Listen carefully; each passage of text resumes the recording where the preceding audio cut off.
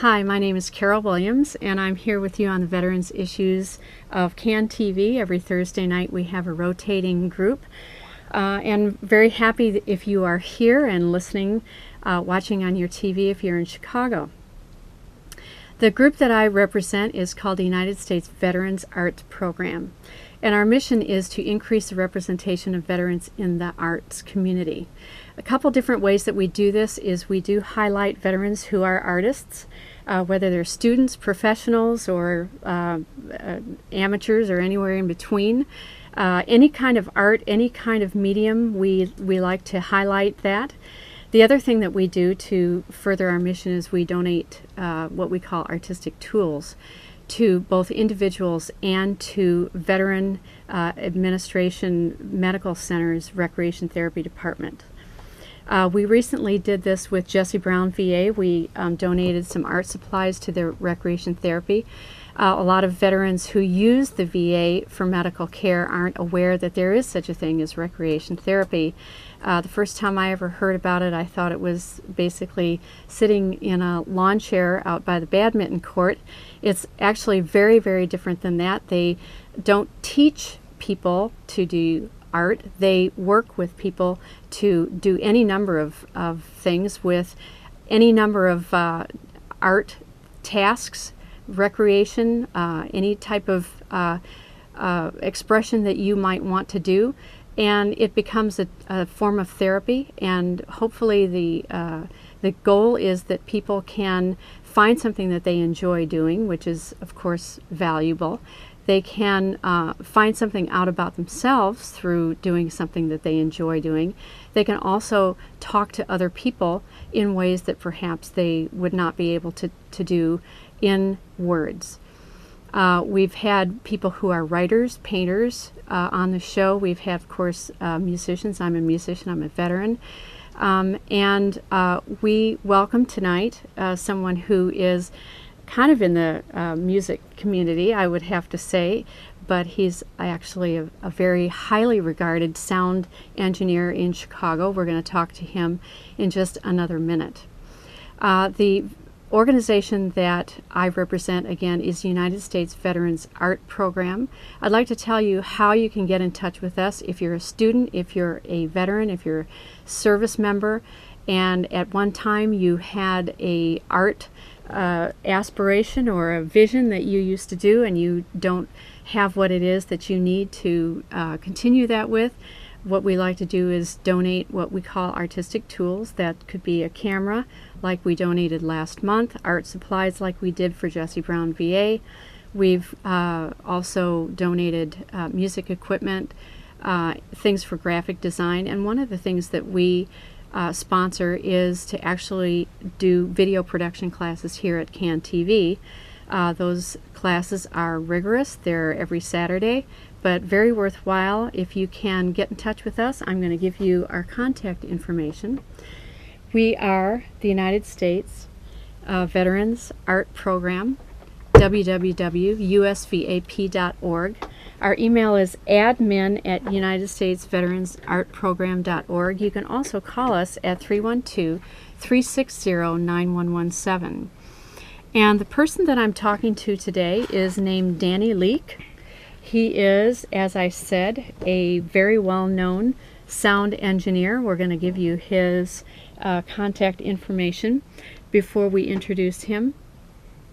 He has a very wonderful studio over on the west side, and he has quite a story to tell about how he got into the line of work that he's in. I know that the phone number for him is a little bit small. It's 312-310-0475, and we're going to introduce you to Danny Leake. Hi, Danny. Hi. It's good to meet you. Absolutely. Danny and I met about 2 months ago, and I was looking for someone to do a project with me, for me, and there was just one phrase that was said during this session that made me realize that maybe Danny was a veteran. So I asked him, "Are you a veteran?" Danny is a Vietnam veteran, and we had quite a discussion about his military experience, which I'm not sure if a lot of people know that you're a veteran. Well, no, I didn't. I never really broadcasted or nothing like that, except that some people would look at the logo I have for my company, and they would say that I see this soldier guy with a microphone and a gun, and I would say, why does he have a gun? I said, well, sometimes making music is like me in war. you know. As you can tell, you don't seem to be the type of person who would want to brag or boast about any of your personal accomplishments. I was surprised when I found out how well known you are in the sound engineer community, and I was surprised when I found out that you were a Vietnam veteran. My husband is a Vietnam veteran, is the one that knew you, and my husband, who is a Vietnam veteran, didn't know that you were a Vietnam veteran. Mm. So you seem like you're the kind of person who kind of keeps it a little bit close to the vest here, and I'd like for people to know that this is part of your personal history and part of your background, and that to me that's significant for what it is and who you've become. If you wanted to share anything about the military with the people who are watching, that's fine. Otherwise, we don't really need to talk about the past. We like to talk about the present, and we like to talk about the future. Well, the army had a lot to do with my being in the business that I'm in, quite frankly. After I left Nam, I was sent to Germany. And going into Germany, I always carried a guitar and music books with me. So I didn't know anybody at the barracks. So I went to the EM club to grab a burger and a beer or something. And the guy looks up and he says, "Hey man, auditions are upstairs." I was like, "Auditions? Oh, okay." So I walk upstairs and there was a bunch of guys trying to put a band together, trying to play and everything. So I outplayed the other guitar players there, so I ended up in the band. Later on, I took over leadership of the band. I got the idea that, hey, maybe we could make records and sell them at the little gigs that we're doing. And but you were still in the service at that time, right? In Germany. We were all in the service. We were like making deals and borrowing army gear to go from gig to gig. But we ended up cutting an album, and I forged a pass to go to. I think the statute of limitations has passed, so you can go ahead and admit everything that you did. And while you're talking, I'm going to show people a photo of you, probably sitting in the M Club with your fatigues on. Yeah, I forged a pass because I heard of this music festival that happened in Cannes, France, called Midem. And I forged a pass. I went down there and told everybody I flew there from Chicago. So they thought I was a player, so I was actually able to sell the album. So we sold the album, and then I got out the service. A bunch of other guys got out the service, so we filled that with a couple of more guys, and we toured London. Now, being signed to EMI Records gave me access to Abbey Road Studios, so I used to just hang out. Now, in the 70s, back then, if you were from Chicago, you were like gold. You just had to say, "Hey, I'm from Chicago." You were old or you were gold? You were gold. I'd like it if we were gold. Yeah. So I got a chance to hang out with a bunch of guys who cut the Beatles, for instance, and I really got interested in the actual science of recording music, and I thought that hey, I was gonna do that when I got back to the States, but nobody was really hiring. But the Army sort of gave me that thing where it was, I'd gone through so much stuff in the military. I said, hey, I want to do this, and I'm going to make this happen. And it did, Well, we're going to talk about how you did what you did, because you're extremely highly regarded and well known in the sound engineering community, worldwide, internationally. But before we do that, I want to show one more photo of you. That is, if anyone can pick out which one you are, This is you and a bunch of people in the service, right? God, was I ever that young? Yes, You right. know? Would you have that pair of jeans still? Yes. So this is Danny Leake, and what was the name of this band? 100% Pure Poison. Okay. Okay, got it. Do we have a caller that we would love for anyone to call in, 312-738-1060. This is an opportunity that if you wanted to ask a professional in the music business, anything that you wanted, you could ask about music, you could ask about engineering, you could ask Danny about how he did what he did and got to where he got. Or you could ask him something about his military experience. Danny is here to pretty much say whatever he wants to say. So if you'd like to call in, 312-738-1060. And we're going to find out, how did you make the jump from coming back, sort of crashing the Meadham party, and then crashing the Abbey Road studios, and then coming back and being the head engineer at Universal Studios in Chicago, and being nominated for 4 Grammys for recording and gold records with Janet Jackson and others. Yeah. So how did you do that? Well, Is there a nutshell that you can tell us? well, for one thing, I loved recording. I wanted to know everything there was to know about it. And at the time, GI Bill wouldn't pay for schooling for that. Right. So I ended up, I spent my own money to go to the Institute of Audio Research out in California. And I took a 2-month course on that, and I came back. And I couldn't get a job at studio because studio jobs are hard to get, so I went back to playing. And what happened was I ended up producing a track for a guy at another studio, and he said, "Gee, I want you to finish this for me." And we went to a place called PS Recording, and I told the cat that I would like to mix the track. I didn't want to use one of his engineers, and he said, "Hey, well, if you screw it up, you still got to pay for it." Oh. So I hooked up a bunch of junk that I had learned from the guys in England. And Cool. and the guy was impressed, and he offered me a job. He didn't offer me any money, but he offered me something better. He gave me the keys to the studio. So Wow. I would have bands come in and play. I turned into sort of like the king of rock and roll at one Cool. point in there. And that was in Chicago, obviously. That's in Chicago.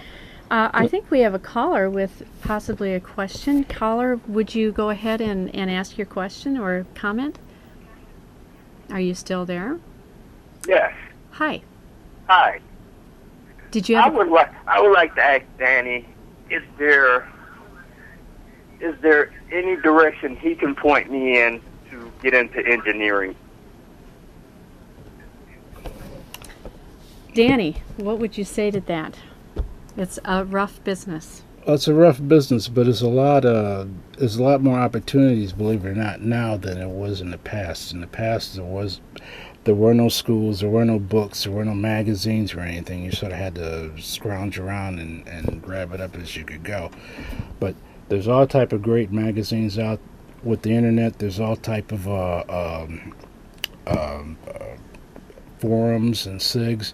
Like when I got into mastering records, I didn't quite understand what mastering was, but I was able to get on the SIG and talk with guys all over the world and figure out how I could learn how to do things. Now, if you there's also schools that you can go to too, but I think the best way to learn this stuff is to hang around somebody who does it. Right.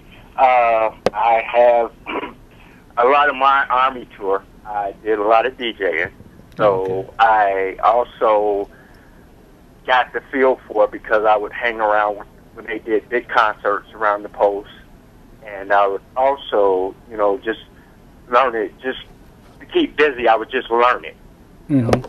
This wire hooks here. This sound makes this sound. This sound makes that sound. But now I'm gonna bring you into the future. 2009, I went to the Illinois Center of Broadcasting, and I finished there. In June, I'm going to start going to Kennedy King to get into their system or into their medium program. And I'm, you know, I would like, before I obtain a degree, I would like to at least have my feet on the floor to start running. Mm. Like I said, there's tons of magazines and books out there. EQ magazine, Electronic Musician magazine. If you could find old RE recording engineer producer magazines, Mix magazine, they all have great articles on how to do things for beginners, intermediate, and professional people. So it sounds like a lot of what you do and a lot of what people do is self-taught, but yet you have to have some credentials and some education, like what this person is asking about.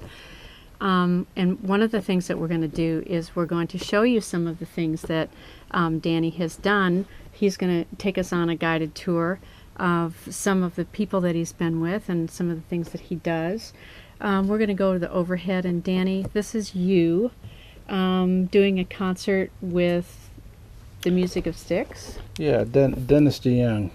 Dennis, he was the lead singer and the main writer for the rock group Styx, and he got the idea that he wanted to do a show where instead of having the synthesizers and the rock guitars and stuff, he'd have an orchestra and a rock band. And they had a problem of trying to integrate the rock band with an orchestra. Yeah. Right. I had been doing that with Stevie Wonder at that point for about maybe 14 years, and somebody gave me my name, and I put together a program for him, and we had a highly successful show, and we did several tours with it. Amazing. Here's another photo. We're going to go on to the next one. If you want to give us a little bit of information, I think everyone on the planet would recognize the person on the right, but that's you on the left. Yeah, it's Stevie Wonder. It's after the House Full of Toys concert. He has a charity thing that he does every year where everybody brings in toys and stuff, and a lot of the acts come in and like the old days, they would do 2 or 3 tunes, and there'd be like 10 or 15 acts, and I end up mixing everybody. Now, you work with Stevie Wonder on a consistent basis doing live sound, right? Yes. Right, okay. For those of you who weren't aware of what Danny does on his in his other life, he works with Stevie Wonder, and here he is with President Bill Clinton. Now, what were you doing with President Bill Clinton? Well, actually, that was a fundraiser for Al Gore, and all during the day we had a lot of trouble.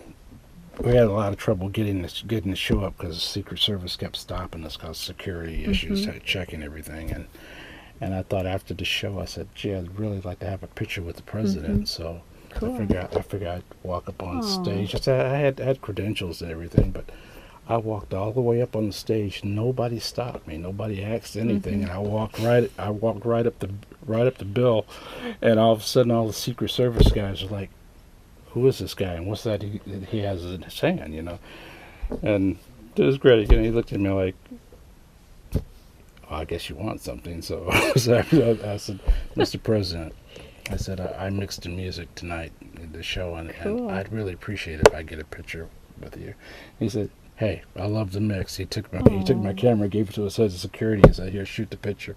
That is very cool. No, that's a picture for keeping, that's for sure. My mother blew it up the size of a refrigerator. You know. Well, if her refrigerator dies, I can guarantee she's going to have it on the next refrigerator. This is you and, of course, Ramsey Lewis.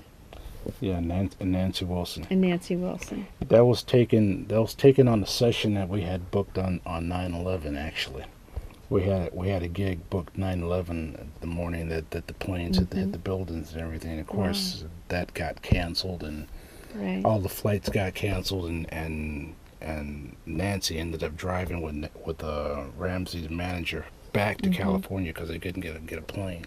Wow. And about a week later, we cut the album Meant to Be. Wow, that's quite a memory right there. This is you with the Shy Lights. The Shy Lights, and that's you in the middle, right? Well, that's me. That's me at the end with his hand up, back in my younger days, and that's. Oh, right. Okay, got it. Yeah, it's Gene Records. He's no longer with us. Marshall's still here, and Squirrel, he passed away 2 years ago. We have a picture of you. This is the Hyde Park show. Yeah, it's Hyde Park Calling. They have a huge festival that they throw every year. And last year we closed out the festival. There was something like 100,000 people out there when the show happens. You're not a person who's used to being in front of the camera. You're used to being all the way back behind the stage, Yeah. doing front of house. So this is a little bit different experience for Totally. the sound person. That's why I put us back on the screen, because we could talk all we want about you and your experiences doing sound and sort of being. We've got one more picture of this huge amphitheater where, you're like this big, and then it's just huge, everything. But this is really a time for us to highlight what it is that you do, who you are, and you made a comment to me when we talked a couple months ago that even though you didn't come into the military with any intention to do anything, right, that you said that you wouldn't have done what you did if you hadn't been in the Army. No, I don't think I would have. There was sort of a can-do spirit I got out of the military, that when I got back there was a lot of roadblocks toward being an engineer, and I just didn't recognize any of that. I just blew through it all. I don't think that I would have been able to do that ordinarily, not to the level that I did. Another thing, I'll also say that if it wasn't for the Veterans Administration, I wouldn't be here. On that particular show that you're getting ready to show, I had flying back. The plane was late making the connection to Chicago, so I'm thinking I'm gonna miss the flight. I'm gonna have to leave the next day. But the Japanese airline people came up and said, "Hey, we can make this. Let's run." So Narita Airport is huge. You can put O'Hara in one of Narita's terminals. We ran maybe an hour and maybe a mile and a half. And when I got to the plane, I got there in time. I just felt funny. Now, thinking that I had two uncles who dropped dead of heart attacks for no reason, I went to the VA and asked for a stress test. I failed it. Then we did an angiogram. I failed that too, because the guy said, "Hey, there's no option for you. You have 3 blocked arteries, 2 blocked completely, and 1 blocked 70%. You're maybe 2 weeks away from a major heart attack." Right. So I ended up having open heart surgery, bypass surgery, and With the VA. with the VA. Right. Yeah, and it was at Hines VA, and they have a connection with Loyola, and basically some of the top heart people in the country worked on me, and only because I was a little soldier. That was very cool. Because you were a little soldier. That is An old absolutely the best story I've heard. Absolutely. We're going to show a couple more pictures. We've got about another minute left. This is Dennis D. Young again. I think we already talked a little bit about him. And, of course, everybody knows Huey Lewis. And that's Danny Leake and Huey Lewis. My favorite one we haven't come to yet. I'm going to search and find that before we show your website again. This is Danny and Michelle Williams. Destiny's Child. And this is my favorite one, which is All These Screaming Fans. And then if you look, I'm going to use my baby finger here to show you. There's Danny sitting right there, all the way in the back, doing the board. We're going to show your contact information, Urban Guerrilla Engineers, painting pictures with sound. This is Danny Leake. We're here with United States Veterans Arts Program, and Danny Leake has been our guest today. Very wonderful.